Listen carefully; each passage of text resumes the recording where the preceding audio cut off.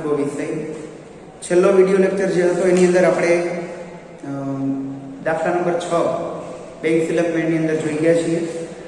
આજના વિડીયો લેક્ચરની અંદર page number 292 ઉપર દાખલા નંબર 8 કે જેમાં છે નીચેની માહિતી પરથી પ્રિયલનો ડિસેમ્બર 2015 નો બેંક સિલેક્ટમેન્ટ તૈયાર કરો. તો એમાં તમને પ્રથમ કરીને જે માહિતી આપેલી છે ત્યાં અને એ છે કે રોકડ મેળ મુજબ બેંક ઓવરડ્રાફ્ટ એમાં 31/12/2015 મહિનાના અંતે એટલે કે 31/12/2015 ના રોજ એક બાકી આપેલી છે. એ પ્રમાણે પાસબુક મુજબ બેંક ઓવરડ્રાફ્ટ આપ્યો છે એ 1/12/2015 નો છે એટલે કે મહિનાની શરૂઆતનો છે. તો આપણે અત્યારે જે 31/12 ના રોજ જે સિલેક્ટમેન્ટ તૈયાર કરીએ એને ધ્યાનમાં રાખીને બાકી એક પસંદ કરવાની છે. તો છેલ્લી બાકીથી જ શરૂઆત કરીશું. તો આપણે પાસબુક મુજબ નહીં પરંતુ રોકડ મેળ મુજબની બાકીથી આપણે દાખલો શરૂઆત કરવાનો થાય છે. તો રોકડ મેળ મુજબ બેંક ઓવરડ્રાફ્ટ એટલે કે જમા બાકી તરીકે ત્યાં લઈ અને આપણે અહીંયા શરૂઆત કરીએ. તો રોકડ મેળ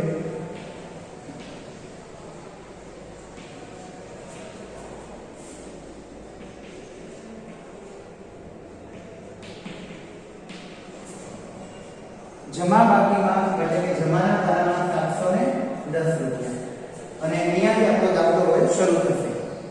તો કે એમાં બીજું કરીને જે આપેલું છે એમાં છે બેંકમાં ભરેલ ચેક અને પાસબુકમાં જમા કર્યાની તારીખ એની માહિતી ત્યાં તમને આપી છે. તો તમને ત્યાં એક બ્રેકેટ જેવું આપેલું છે જેની અંદર માહિતી છે કે જેની અંદર આપણે 31/12 સુધીમાં જે ચેક જમા નથી થયા એના પછી જે ચેક જમા થયા છે એને અહીંયા આપણે લેવાના છે. તો એના માટે લખાશે પ્રથમ કરીને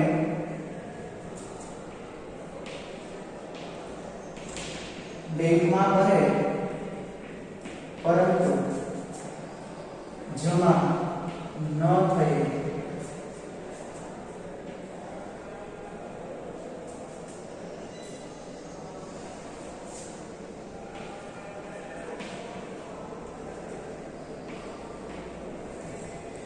બેંકમાં તમે ભરી દીધા છે પરંતુ પાસબુકમાં હજી સુધી જમા નથી થયા એવા ચેક લખવાના છે. તો પ્રથમ 2300 નો ચેક તમારો તમે ભર્યો 15 તારીખે 18 તારીખે જમા થઈ ગયો છે. બીજો 17 તારીખે ભર્યો 17 તારીખે જમા થઈ ગયો છે. ત્રીજો ચેક છે 4600 નો જે 27 તારીખે ભર્યો પરંતુ 1/1/2016 ના રોજ એટલે કે આ મહિના પછી જમા થયો છે. તો 4600 પ્લસ આ તારીખ પછી જે જમા થયા હોય તે આપણા બેંક સિલેક્ટમેન્ટની અંદર આપણે ત્યાં તફાવતની બાકી તરીકે બતાવવાના છે. અને છેલ્લો જે ચેક છે એ છે 30/12/2015 ના રોજ તમે જમા કરાવો છો ભરો છો અને 2/1 ના રોજ એટલે બીજી તારીખે ચેક જમા થાય છે એટલે 1500 નો પણ ચેક તમારે લેવો પડશે. તો છેલ્લા બે જે ચેક છે એવા છે કે જે તમે પાસબુકમાં એટલે કે સોરી બેંકમાં ભરેલા છે પરંતુ તમારી પાસબુકમાં જમા પડતા નથી. તો 4600 પ્લસ 1500 બરાબર તમે ચેક ભરી દો છો મતલબ કે રોકડ મેળની અંદર ઉધાર બાજુ લખી દીધા છે પરંતુ પાસબુકમાં જમા બાજુ બોલતા નથી. તો 6000 રૂપિયા એ તમારે જમા બાજુ લખવાના થાય 6100 પૂરા. એના પછી ત્રીજું છે એ પણ એ રીતે આપેલું છે બ્રેકેટની અંદર આપેલું છે કે જેમાં તમે ચેક લખેલા છે અને ચૂકવણી માટે બેંકમાં રજૂ થયા છે. તો એની માહિતી છે. તો એની અંદર પણ લખાશે ત્યાં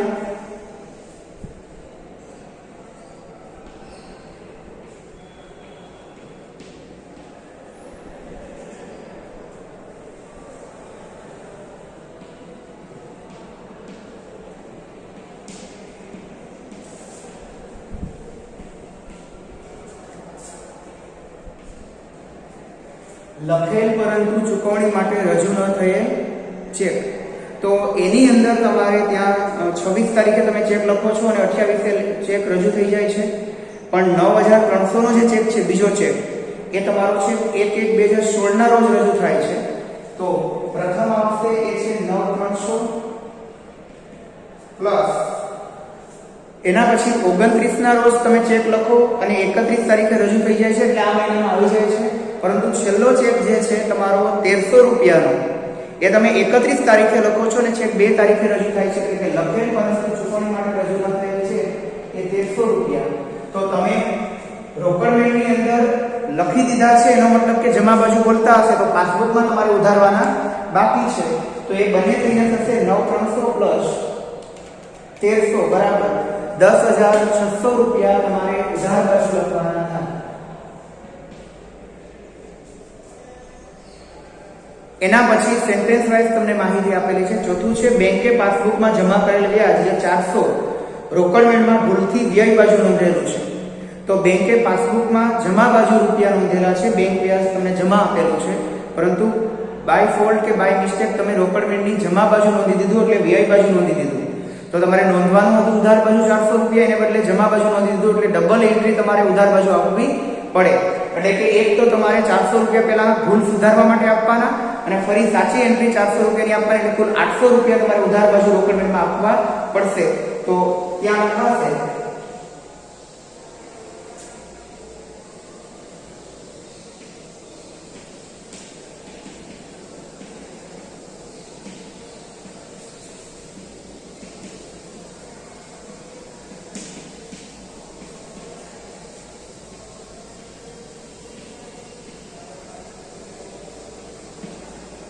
પાસબુકમાં જમા બાજુ 400 રૂપિયા બેંકે જમા કર્યા, તમે ભૂલથી વ્યય બાજુ નોંધી દીધા એટલે એક પહેલા 400 અને બીજા સાચા 400 અહીં લખવાના હતા એટલે બંને થઈને કુલ 800 રૂપિયા ત્યાં નોંધવાના થશે.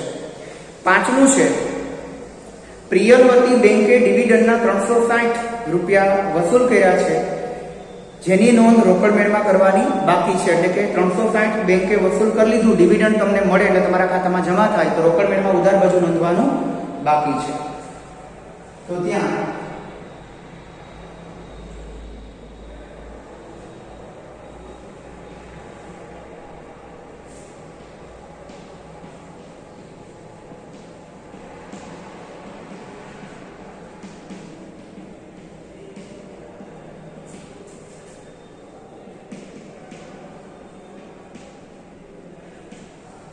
જમા થયેલ ડિવિડન્ડ જે રોકડ મેળમાં તમે નોંધેલું નથી તો રોકડ મેળમાં તમારે ઉધાર બાજુ 360 નોંધવાના બાકી હતા, પાસબુકમાં જમા બાજુ નોંધેલ છે તો અત્યારે જે એન્ટ્રી નથી થઈ એ તમારે અહીંયા બેંક સ્ટેટમેન્ટમાં ડાયરેક્ટ આપવાની થાય, કાં ઉધાર છે ને કાં જમા છે.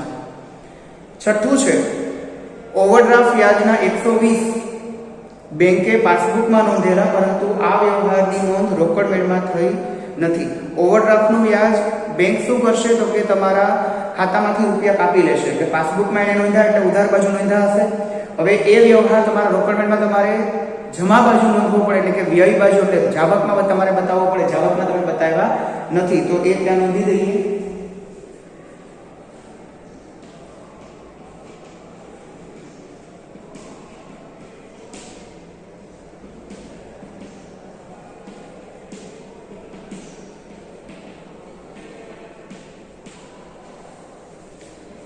બેંક ઓવરડ્રાફ્ટ વ્યાજ જે 120 રૂપિયા છે એ તમારા પાસબુકની અંદર ઉધાર બાજુ બોલે છે પરંતુ રોકડ મેળમાં જમા બાજુ બોલતું નથી તો અહીંયા જમા બાજુ નોંધી દેવાના 120. એના પછી સાતમું છે ચેક દ્વારા કરેલ વેચાણ 2300 રૂપિયા બેંકે પ્રિયલના અંગત ખાતામાં નોંધી દીધા. હવે તમે ચેક દ્વારા વેચાણ કરો, ધંધાનું વેચાણ છે, ચેક દ્વારા તમે કર્યું છે એટલે કે તમે વેચાણ કર્યું એના બદલામાં તમને ચેક મળ્યો છે તો ચેક મળ્યો એટલે તમારી બેંક અકાઉન્ટ એટલે બેંક સ્લિપ વધે. તો તમે જ્યારે વેચાણ કરો તો આમ નોંધ થશે તમારી કે બેંક ખાતે ઉધાર તે વેચાણ ખાતે જમા, એટલે ધંધામાંથી માલ ગયો એની સામે તમારી બેંક સ્લિપની અંદર વધારો થાય એટલે બેંક સ્લિપ વધ્યું છે એટલે રોકડ મેળમાં તમે ઉધાર બાજુ 2300 નોંધેલા છે, પરંતુ બેંકે ભૂલથી પ્રિયલના ધંધાના ખાતાને બદલે એના અંગત ખાતામાં એટલે પર્સનલ એકાઉન્ટમાં રૂપિયા જમા કરી દીધા છે. તો એનો મતલબ તમારે અહીંયા કરવાનું શું તો કે હવે એના પ્રિયલના પર્સનલ એકાઉન્ટમાંથી ઉપાડી અને આપણે પાસબુકમાં જમા બાજુ 2300 રૂપિયા ત્યાં નોંધવા પડે છે. તો રોકડ મેળમાં ઉધાર તો બોલે જ છે પરંતુ પાસબુકમાં જમા બોલતું નથી તો પાસબુકમાં નોંધ કરીએ એ પ્રમાણે કરવાનું થાય. તો ત્યાં થશે છઠ્ઠો મુદ્દો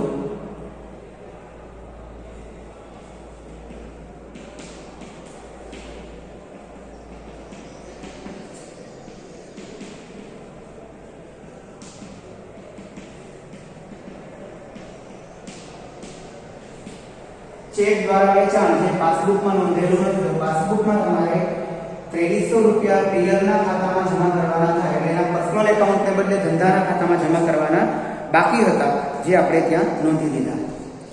હવે 8મું છે પ્રિયલની વિનંતીથી બેંકે ઉધારેલું બેંક ચાર્જીસ 380 રૂપિયા એને જતા કરી દીધા, એટલે કે માફ કરી દીધા છે, જેની રોકડમેળમાં નોંધ થયેલ નથી. એટલે કે 380 રૂપિયા પહેલા એને બેંક ચાર્જીસ તરીકે ઉધાર્યા હોય તો તમારા બેંક એકાઉન્ટમાંથી ઉધાર બાજુ રકમ નોંધી હોય એટલે તમારે રોકડમેળમાં વ્યય બાજુ નોંધવાના થાય. પરંતુ માનો કે એને જતા કરી દીધા છે તો 380 તમે હવે રોકડમેળમાં નોંધી દીધા છે તો તમારે હવે શું કરવાનું, તો કે આવક તરીકે એને બતાવવાના થશે. એટલે કે 380 રૂપિયા તમારે ઉધાર બાજુ અહીંયા ઉધારના ખાનામાં લખવાના થશે.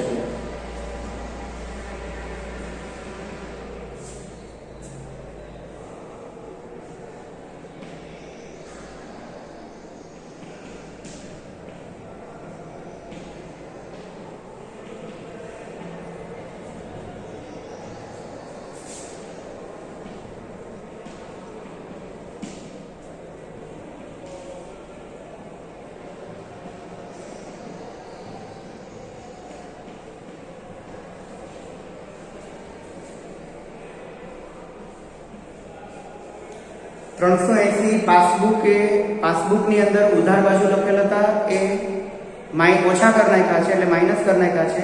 તો આપણે પણ વ્યય બાજુથી કાઢીને આપણે ઉધાર બાજુ રોકડમેળમાં લખી દેવાની. એટલે કે વ્યય બાજુની અસર ભૂસવા માટે તમારે ફરજિયાત એને ઉધાર બાજુ લખવા પડશે. 9મું છે લખેલ ચેકમાં સહી કરવાનું ભૂલાઈ ગયેલ હોવાથી બેંકે 2000 નો ચેક તમને પરત આપી દીધો છે. તમે જો ચેક લખી દીધો હોય તો તમે તમારા રોકડમેળની અંદર ક્યાં નોંધેલો હશે એને, તો કે વ્યય બાજુ નોંધેલો હશે. હવે એ ચેક તમારી પાસે તમારો પરત આવી જાય એટલે રોકડમેળમાં એન્ટ્રી થઈ ચૂકી છે એટલે પણ પાસબુકમાં થઈ નથી. એનો મતલબ કે પાસબુકમાં તમારા ખાતામાંથી ઉધાર બાજુ રકમ કપાણી નથી, એટલે હવે રોકડમેળની અંદરથી પણ તમારે એ રૂપિયા પાછા લઈ લેવાના, એટલે કે તમારું બેલેન્સ પાછું તમારે વધારી દેવાનું થશે. તો લખેલ ચેક એમાં સહી કરવાનું તમારું ભૂલાઈ ગયું છે એટલે બેંકે તમને એ ચેક પાછો આપી દીધો. તો મેં જે વ્યય બાજુ રોકડમેળમાં રૂપિયા નોંધ્યા છે એને આ બાજુ અત્યારે નોંધી દઈએ, કારણ કે પાસબુકમાં ઓલરેડી કોઈ નોંધ થઈ નથી.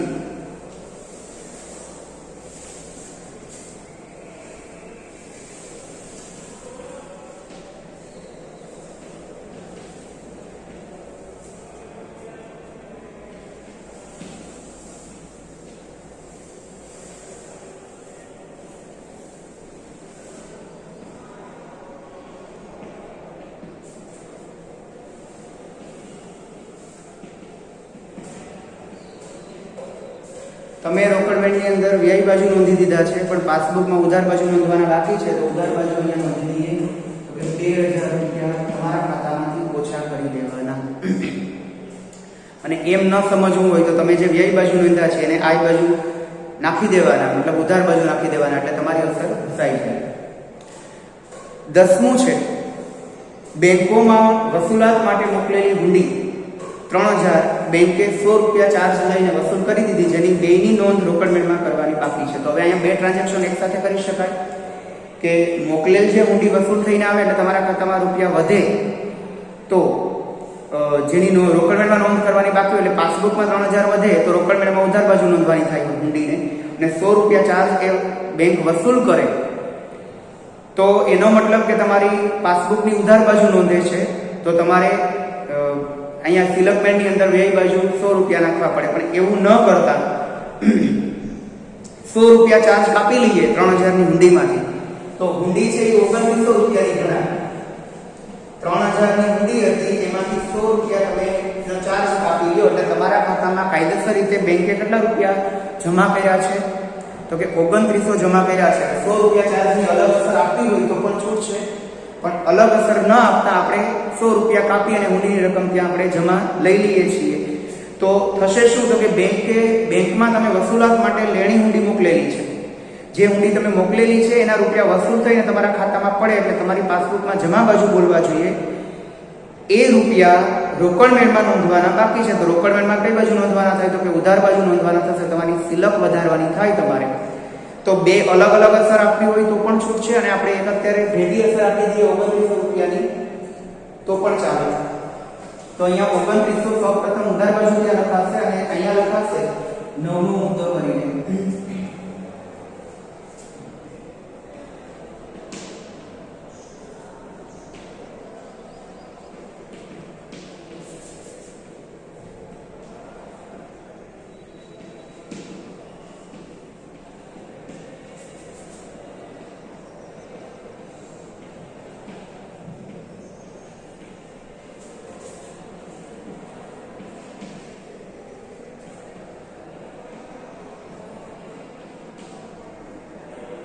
જો બે અલગ અલગ નોંધ આપવાની થાય તો બેંકે વસૂલ કરેલ હુંડી જેની નોંધ રોકડમાં નથી તો અહીંયા પેલા 3000 લખવાના અને બીજું લખવાનું કે હુંડી વસૂલાત માટેનો ચાર્જ જે હુંડી એને વસૂલ કરી એનો ચાર્જ એને વસૂલ કર્યો એટલે પાસબુકની અંદર ઉધાર બાજુ એન્ટ્રી થઈ હશે તો 100 રૂપિયા તમારે અહીંયા જમા બાજુ નોંધવા પડે એટલે સામસામો તમે કાળો કાઢો તો 3000 માંથી 100 બાદ કરો એટલે 2900 તમારે ઉધાર બાજુ પડશે એટલે આપણે એક જ એન્ટ્રીમાં એ આખું ટ્રાન્ઝેક્શન લઈ લીધું છે બાકી બે એન્ટ્રીથી પણ તમે એને ત્યાં મૂકી શકો અત્યારે આ રીતે પણ ત્યાં ચાલશે તો હવે કોઈ પણ વિગત જો બાકી ન રહેતી હોય તમારી તો આપણે ત્યાં સૌપ્રથમ ઉધાર જમા બંનેનો સરવાળો મૂકી દઈએ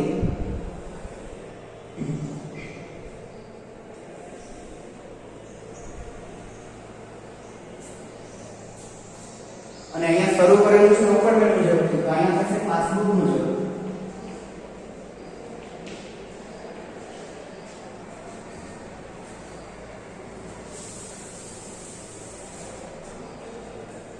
ઉધાર બાજુનો સરવાળો છે 10,600 પ્લસ 800 360 380 2000 2900 17,040 એ ઉધાર છે જમા બાજુ છે 710 પ્લસ 6,100 પ્લસ 120 અને 2300 તો 9,230 રૂપિયા એ તમારા જમા છે મતલબ કે ઉધાર બાજુ વધે છે તો ત્યાં 17,040 અને 17,040 અને અહીંયા લખાશે માઈનસ કરીએ 17,040 માઈનસ 9,230 બરાબર 7,810 રૂપિયા 7,810 તો તમને પાસબુક મુજબ ત્યાં જમા બાજુ મળે છે એટલે જમા બાકી મળે તો પાસબુક મુજબ ત્યાં બેંક શિલ્લક